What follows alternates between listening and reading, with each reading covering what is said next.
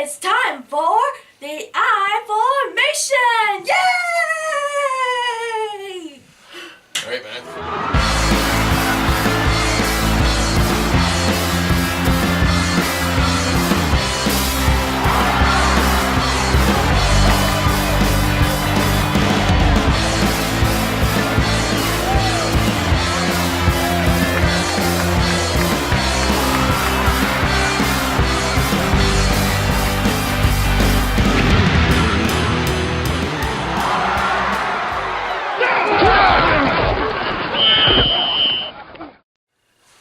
Hi, and welcome to the divisional playoff week of the I-formation. I'm Jeff Gibbons. And I'm John Moist. Well, 1 week in the can, away with the wild cards. Some controversy, some upsets, and had a pretty good week this week. I'm kind of disgusted about the last pick, but we'll leave that where it is right now. This week is another week, and I understand that we're going to disagree on 2 of the 4 picks this week. Mm-hmm. So, without any further ado, folks, stick around. We're going to tell you what ones they are. Hi, welcome back to the I-formation. Now we're going to make our picks for the divisional round of the NFL playoffs, starting with the game Saturday evening between the Baltimore Ravens and New England Patriots. Always a good matchup. We've seen a couple of good games over the last few years. As recently as 2 years ago when Baltimore beat the New England Patriots at home and went on to win the Super Bowl. So, a team that's capable and I think peaking at the right time. And I understand me and you disagree on this. As a matter of fact, it's all about what conference you're in to see if we're going to disagree or not. I'm picking Baltimore to pull the upset this week in New England. I think this is by no stretch a lock for either one of these teams. I think this is going to be a pretty close game, and I think that Baltimore has to show up. Suggs and company, if you will, are going to have to play the defensive game of the year in order to beat the Patriots at home. But the Patriots are beatable, just like every other year, and I always say this, and I think Baltimore is the one team, I think, in the AFC that has a chance of bringing them down in Gillette. And all roads right now are going through Gillette. And certainly they have met 3 times recently in the NFL playoffs, and the only time that, the only one that New England won it out of those 3 was when, who was it that shanked that kick that time? Yeah. And I can't even remember who it was, but there was a missed field goal at the end of the game.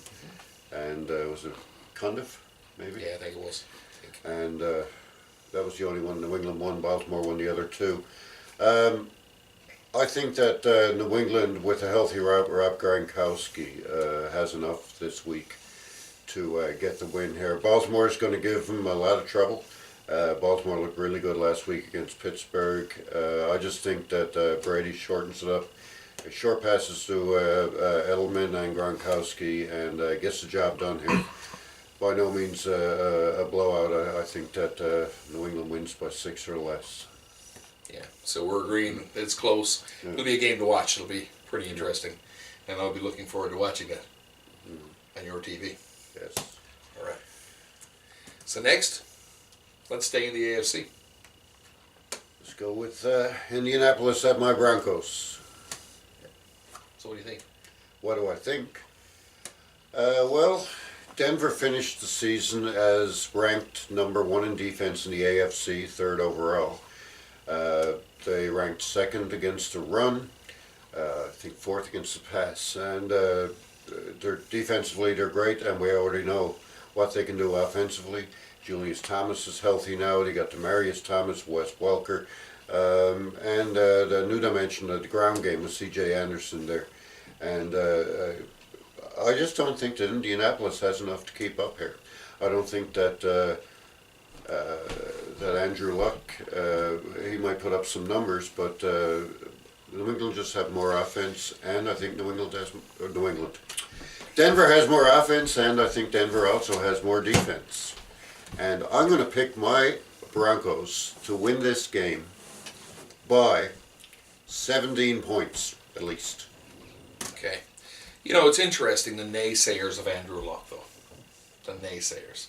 I mean, he continues to break records. He broke Peyton Manning's Colts record for passing this year. That's a pretty impressive stat. Not to mention, he's the only NFL quarterback in history. Hold me to this, guys. You too, Paul. He's the only NFL quarterback in history now that has had 3 consecutive 300-plus yards passing in the postseason. Yeah, I think Pretty I read that impressive stat. statistic. I think he's got more than enough to keep up, and I think this is going to boil down to the defenses. We're going to have to see how Anderson plays out against a defense that I was pretty impressed with last week with respect to their game against the Bengals. I think that if they come out and play their top game, they keep this close. You don't get to this level of the playoffs in the NFL without having a team that can win in any given week. So I think I give them a chance, and I'm going to say that Indianapolis beats Peyton Manning at home by a touchdown. I don't give them a chance. That's fine. Indianapolis 2-5 this year against teams with winning records. Okay. We're not really going to Actually, sorry, against teams with 10 wins or more. Are we going to get And into they the have not been a stats? division leader yet this year. Yes, I know. We talked Yeah. about the stats too, Yes, about Detroit. Andrew Luck is great against bad teams. Okay. Yeah. Well, you know what? There's been times this year your Broncos have looked bad. So maybe that's the team that shows up this week, and I can guarantee you. I know, it didn't happen last year in the Super Bowl either. Denver by 17. All right. I hope you're right, John. For your sake. Let's No, you move don't. over. Let's move over to. No, you're right. I don't. Let's move over to the NFC and talk about the other Saturday game that's going on. And which one is played on Saturday? I've jumped the gun on you now. Do you know what the other Saturday game is? Yes, I do. It's Carolina at Seattle. Yes. Okay. Yeah. Fair enough. Yeah. Yeah. This is. What's your take on this one? I don't think it's a blowout. I don't think so either. Carolina has got a great defense. Seattle's had a great defense. The last couple of times they played have been pretty close. This year they played, what was it, 13-9, I believe? Yeah, I mean, 2 great defenses going head-to-head, so that doesn't add up to a blowout. I do think Seattle's going to win it, though. I think it's going to be too much at home, and I think the defenses the way will they are shine. now. You're Yeah. right on both sides here. Yeah. And I think that, the much maligned NFC South, that's better than it is on paper. And people are going to slam me for this, I know. But, very short memories when we think back to the teams that were 13-3, like the Atlanta Falcons. We think about, we've had a Super Bowl in New Orleans, right? We've got teams there. Carolina last year, winning 8 in a row. So, sometimes things just go bad as a collective group. So, to single them out and say that, we got to do something about this and people are jumping on their soapbox, I think this will fix itself. Mm-hmm. This could very easily be another division next year. So, let's wait and see how that all goes. But Carolina's put a couple of games together now. They've won 5 straight. 5 straight. Yeah. And Newton is looking pretty good. And Russell Wilson has dealt with demons this year. He's had games where they haven't been able to generate as much offense, and you're playing a pretty good defense in Carolina, albeit in Seattle. Underestimate Carolina in this one because although Seattle has been destroying everybody they've been playing. That's right, and they are at home. But Lynch is going to have to play well. He's going to have to get moving on the ground, and it's all back to the running games again, like I talked about last week. Lynch is going to have to show up. And Russell Wilson will be a part of that running game. He's going to be able to have to get out of that pocket. He's going to have to work when plays break down and move the ball the way he does. And he's a pretty effective quarterback, given where he is in his career already. So I'm thinking 7 points. That's fair. Yeah. Okay. And finally, we've got the Dallas Cowboys. Okay, I'm just going to shut my mouth and move forward. We've got the Dallas Cowboys going into Green Bay to play Lambeau. They're playing Lambeau. I got to be honest with you. You only have so many lives as a cat, and I think Dallas used all of their lives last week in the game that they played. And I'm not going to sit here and say woulda, shoulda, coulda, but let's face it. The last play, the last poorly referee play in this game. I'm going to say this anyway, John. I don't care. It's got to get this off my chest. You know what? When officials are stepping in, VPs are stepping in and say, yeah, they got away with one there. Something needs to happen. Whether it's, I know, roughing the kicker. There were several calls there, non-calls. But I'm sorry. When you make a call on the field, you know what? Don't pick the flag up and not tell us what's going on. I'm sorry. Yeah. Handled very poorly. And, even Des Bryant said, they weren't really listening to me when I was screaming at them on the sidelines. But Des Bryant should have got 15 yards there, too. Yeah, that's right.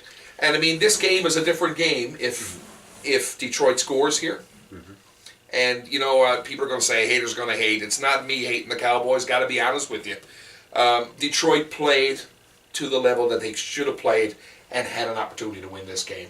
Defensively, they did what they had to do. Yeah. They shut DeMarco Murray down in the first half. You know what? Yes, I know. Dallas moved in the other direction and they had the momentum. But when you take things in on all the things that happened after that call, you had the shanked punt.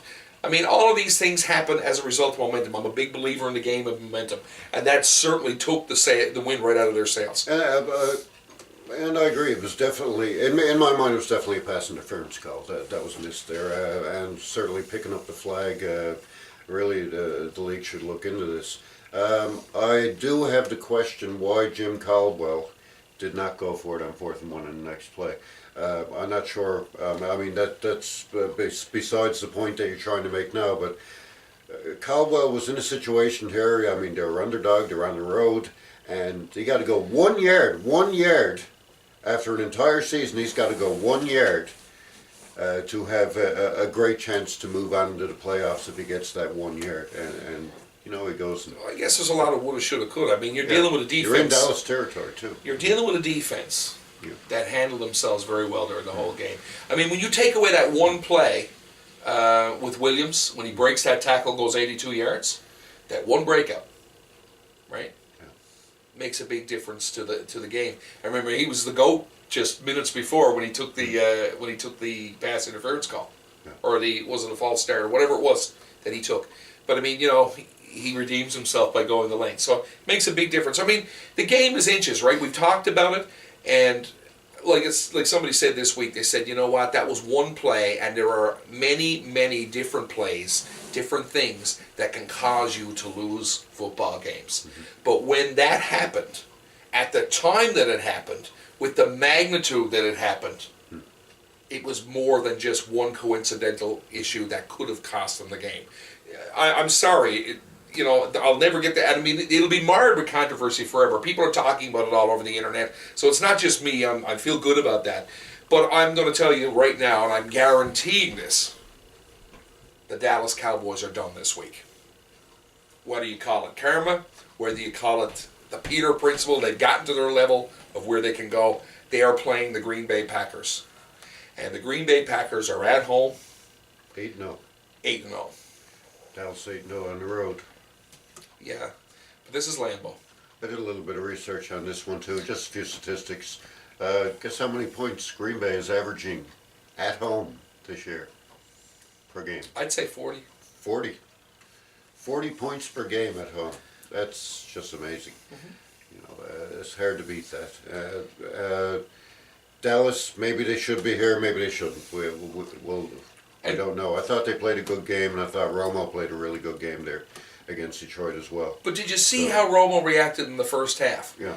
He was punished. He was hurried because he didn't have that running game. And you know what? If they'd been able to keep that pressure for another little bit and hold them up the scoreboard, I guarantee we would have saw the Tony Romo of in the second half, I don't understand, is that Detroit changed their defensive, the way of playing the game in defense, and the whole thing changed around. Dallas started to really make a run there. They sort of backed off on Murray. Murray broke a couple of tackles and changed the game. To go back to that Caldwell thing again, I really think that when you're 4th and 1 and you're in the other team's territory, and it's at that point in the game, it's in a playoff game, there's a difference between playing the game to get that win and playing the game being afraid to lose.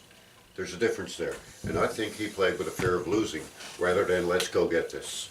And that's the point I'm trying to make there. And depending on the coach that would be there, the offensive coordinator, I think that play goes ahead, or they go for it. Mm-hmm. And I think that the mindset is different because they were there while they were touted as being a very good defensive team, and even Romo said this is going to be probably the biggest defensive test that they would have had all year. I think you're right. You're absolutely right. They were more afraid of losing than they were of being hopeful to win. That's a good way of putting it. Just getting back to this Green Bay thing, I don't see it any other way. They're in the cold weather. I think, there's a lot of things can go wrong here for Dallas. And I think at the end of the day, Green Bay just outplays them. When you take Romo versus Aaron Rodgers, I'm sorry, baby, on that field every single day, I'm picking him first at recess. It's going to happen. I'm picking Rodgers against any quarterback in the league at home for sure. Rodgers, by the way, another statistic that I'm going to throw out there. Rodgers has not thrown an interception at home since December 2012. How's that? You tug it by your shorts and Kmart, don't you? Yeah, but that's an amazing statistic. That is a pretty amazing stat. See, as we were all talking about the Tony Romo interception, watch right up to the last play. He only threw one in December. I think he throws a key one here. I think what's going to happen here is you're going to see maybe Dallas is going to hang around there in the first half.